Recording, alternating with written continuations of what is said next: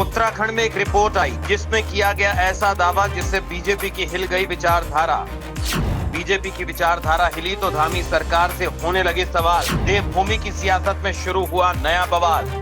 BJP के Hindutva model पर उठे सवाल। धामी के जहन में क्यों आया धन सिंह रावत का ख्याल। उत्तराखंड के शिक्षा मंत्री धन सिंह रावत, मुख्यमंत्री पुष्कर सिंह धामी नाराज तो बहुत होंगे। सीएम धामी जो छवि अपनी बना रहे थे, उस छवि पर धन सिंह रावत के विभाग ने एक तरह से चोट कर दिया। ये हम यूं ही नहीं कह रहे, बल्कि इसके पीछे एक वजह है।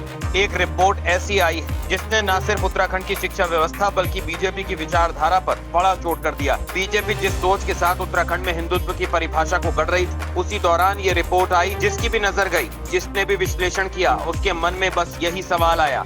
जिनकी शिक्षा व्यवस्था पर बीजेपी की ओर से सवाल उठाए जा रहे थे, उन्हीं की सरकार की कार्यशैली पर अब सवाल उठने लगे।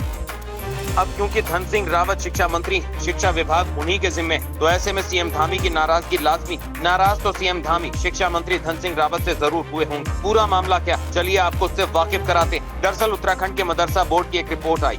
मदरसा बोर्ड की रिपोर्ट में कहा गया है कि हरिद्वार, नैनीताल और उधम सिंह नगर जिलों के 30 मदरसों में 749 गैर मुस्लिम बच्चे पढ़ रहे हैं।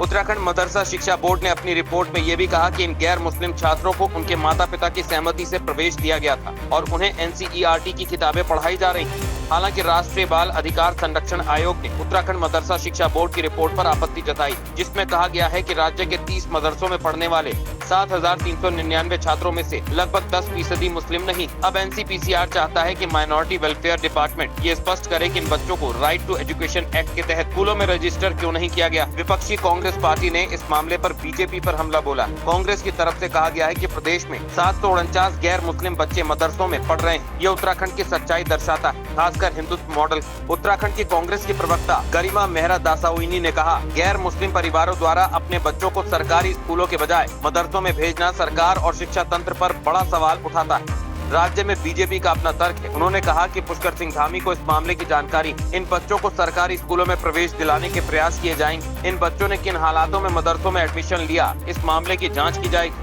सरकार इस बात को लेकर सचेत है और फर्जी तरीके से चल रहे कई मदरसों को बंद कर दिया गया। कई अन्य लोगों की जांच चल रही। मदरसों में गैर मुस्लिम बच्चों का डाटा एनसीपीसीआर द्वारा वक्फ बोर्ड को दिए गए निर्देशों के बाद जुटाया गया था। इससे पहले उत्तराखंड वक्फ बोर्ड ने एनसीईआरटी सिलेबस लागू करने के ऐलान के साथ मदरसों के मॉडर्नाइजेशन का ऐलान किया था। इस सिलेबस में साइंटिफिक लर्निंग के साथ साथ बेहतर इंफ्रास्ट्रक्चर डेवलप करना था। उत्तराखंड वक्फ बोर्ड के तहत राज्य में मदरसों का संचालन किया जाता है।